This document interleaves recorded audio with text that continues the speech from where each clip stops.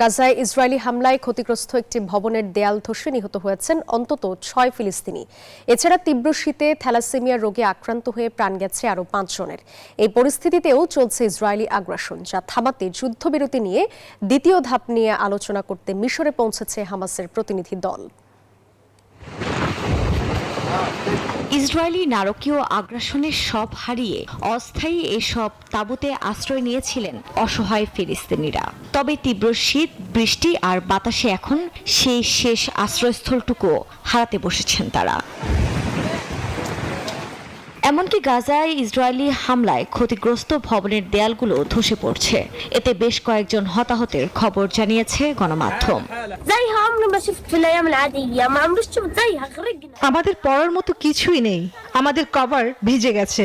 আমরা যে বালিশে ঘুমাই তাও ভিজে গেছে। আমাদের তাঁবু পানিতে ভরে গেছে।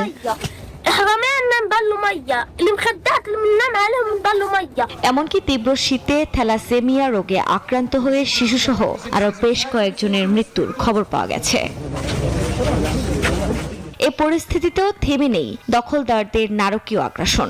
যুদ্ধবিরতি লঙ্ঘন করেই দক্ষিণের রাফায় বাস্তুচ্যুত ফিলিস্তিনিদের উপর গুলি ছোড়ে তারা।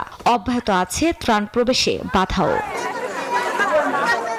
এ অবস্থায় যুদ্ধবিরতির দ্বিতীয় ধাপ নিয়ে আলোচনা করতে মিশরে পৌঁছেছে হামাসের প্রতিনিধি দল। অন্যদিকে সংগঠনটির পরবর্তী প্রধান নির্বাচনে তোড়জোড় চলছে। আলোচনা চলছে সংগঠনটির নেতৃত্বে দেখা যেতে পারে হামাসের প্রভাবশালী নেতা খালিদ মিশাল ও খলিল আল হাইকে। আফরিন মৌ, নিউজ 24।